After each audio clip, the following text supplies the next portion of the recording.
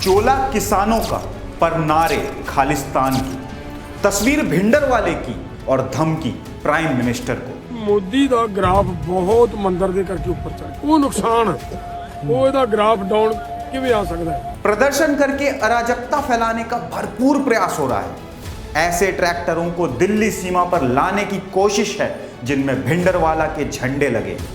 वो लोग भी इस प्रदर्शन का हिस्सा बन चुके हैं जो खुलेआम कैमरा ऑन करवाकर ये बोल रहे हैं कि उन्हें खालिस्तान दे दिया जाए वरना वो पाकिस्तान के साथ सीमा खोल देंगे। भड़काऊ नारेबाजी भी सुनने में आ रही है और प्रधानमंत्री को खुलेआम धमकी देने का काम भी चल रहा है। पंजाब ਨੂੰ ਲੱਗੇ ਕਰ ਦੋ ਅਤੇ ਅਸੀਂ ਆਪਣਾ ਪਾਕਿਸਤਾਨ ਖੋਲ ਲੈਂਦੇ ਨੇ।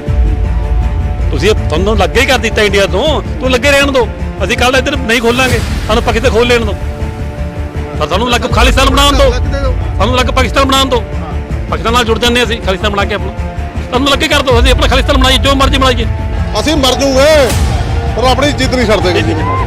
नमस्कार, मैं दिव्यांशु श्रीवास्तव क्रिटिकल ज्ञान के द एक्सप्लेनर शो में आज हम बात करेंगे एक ऐसे ही प्रदर्शन की जिसमें अन्नदाता के नाम पर उपद्रवियों और खालिस्तान समर्थकों को प्रमोट किए जाने का काम किया जा रहा है। 2020-21 के प्रदर्शन में भी यही सब देखने को मिला था, जिसके बाद गुरवंत सिंह पन्नू जैसे खालिस्तानियों ने एक प्रदर्शन के दौरान नए ऐलान कर दिए थे। आपके किसानों दिल्ली ਦੇ ਕੋਲੋਂ ਮੰਗਿਆ ਅੱਜ ਤੱਕ ਕੁਝ ਨਹੀਂ ਮਿਲਿਆ। ਫਸਲਾਂ ਤੁਹਾਡੀਆਂ ਜ਼ਮੀਨਾਂ ਤੁਹਾਡੀਆਂ ਤੇ ਕਾਬਜ਼ ਹੈ ਹਿੰਦੁਸਤਾਨ ਦੀ ਹਿੰਦੂ ਹੁਕੂਮਤ ਦਿੱਲੀ ਤੋਂ ਚੱਲਦੀ। ਦਿੱਲੀ ਮਲਣੀ ਪੈਣੀ ਹੈ ਪੰਜਾਬ ਦੇ ਕਿਸਾਨਾਂ ਦੇ ਨੌਜਵਾਨੋਂ ਦਿੱਲੀ ਮਲਣੀ ਪੈਣੀ ਹੈ। ਦੀ ਇੱਕ ਤੇ ਲਾ ਦੋ ਤੇ ਝੰਡੇ। उसने दिल्ली में बैठे प्रदर्शनकारियों से 26 जनवरी को हंगामा करने को कहा था, जो कि बाद में हुआ भी। अब इस बार की भूमिका भी ऐसे ही तैयार की जा रही है जिससे किसान आंदोलन में खालिस्तानियों की घुसपैठ हो सके और भीड़ हिंसा कर सके। इंटेलिजेंस की रिपोर्ट में पहले ही बताया जा चुका है कि दिल्ली सीमा पर आने पर अड़े कथित किसान पीएम आवास और भाजपा नेताओं के घर के बाहर धरने की योजना लंबे समय से बना रहे थे। इसके लिए उन्होंने रिहर्सल भी किया था और 100 से ज्यादा मीटिंगें हुई थी। अजीब बात यह है कि ये सब कुछ लोकसभा चुनाव से ठीक पहले होना शुरू हुआ है और जिस तरह से बयान सामने आ रहे हैं उनका सीक्वेंस देखें तो ऐसा लग रहा है कि इस प्रदर्शन का मकसद किसानों का हित नहीं बल्कि सिर्फ और सिर्फ राजनीति है। शुरुआत से देखें तो कहा गया कि किसानों का यह आंदोलन न्यूनतम समर्थन मूल्य यानी कि एमएसपी पर कानून बनाने की मांग को लेकर है। किसान चाहते हैं कि सरकार उनकी सभी फसलों के लिए न्यूनतम मूल्य तय करे ताकि उनको कोई नुकसान न हो। अब सरकार इस मुद्दे पर बातचीत करके समाधान निकालने को तैयार है। वो बस सामान्य जीवन को बाधित ना करें, लेकिन बॉर्डर पर इकट्ठा कथित किसान पीछे होने का नाम ही नहीं ले रहे। एक तरफ जहां कथित किसानों ने प्रदर्शन को लेकर पूरी तैयारी की हुई है तो वहीं दूसरी ओर पॉलिटिकल पार्टियां इस मौके का लाभ उठाने से पीछे नहीं हट रही। आम आदमी पार्टी के प्रमुख और दिल्ली सीएम केजरीवाल दिल्ली वालों की परवाह किए बिना ऐसे प्रदर्शनों को समर्थन दे रहे हैं।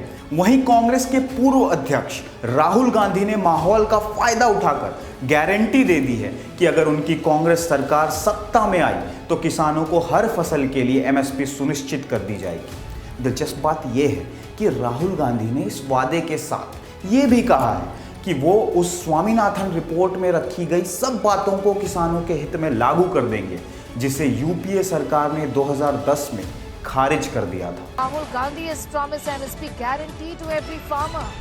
Gandhi has tweeted saying that Farmer Brothers today is a historic day. Congress has decided to give legal guarantee of MSP to every farmer on crops as per the recommendations of the Swaminathan Commission. अगर Congress party को किसानों के हित के लिए इस कदम को उठाना ही था तो उन्होंने इसे तब क्यों नहीं उठाया, तब क्यों नहीं लागू किया जब उनके पास सारी सत्ता थी। आज विपक्ष में बैठकर इस मुद्दे पर उस समय वादे करना जब एक वर्ग सड़कों पर उतरा हुआ है, क्या राजनीति से अलग कुछ है? और राहुल गांधी की इस राजनीति को समर्थन देने वाले लोग क्या राजनीति नहीं कर रहे हैं?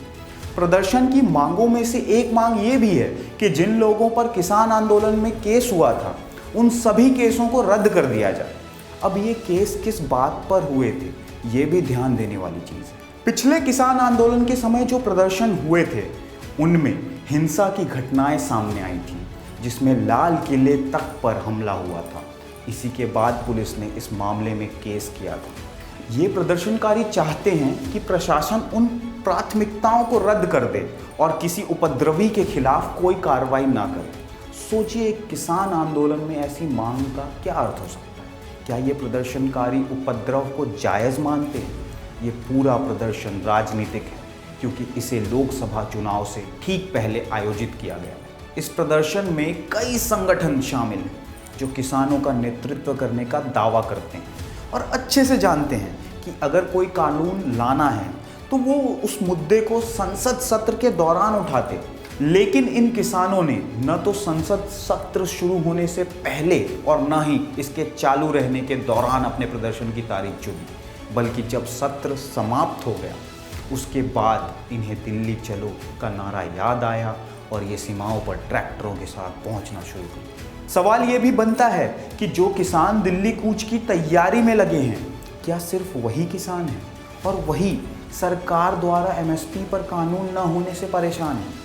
नहीं, देश के कई अन्य राज्य भी हैं जो कृषि में खासा योगदान दे रहे हैं, लेकिन वो इस प्रदर्शन में शामिल होने नहीं आ रहे। सवाल तो उठता है ना कि केवल पंजाब के किसानों को ही सरकार में इतनी समस्या क्यों दिख रही है और क्यों ये लोग अपनी बात मनवाने के लिए सामान्य जनजीवन को प्रभावित करने पर तुले हैं, वो भी तब जब सरकार कह रही है कि वो इस मामले पर बातचीत करेंगे और समस्या का समाधान निकालने की पूरी कोशिश की जाएगी।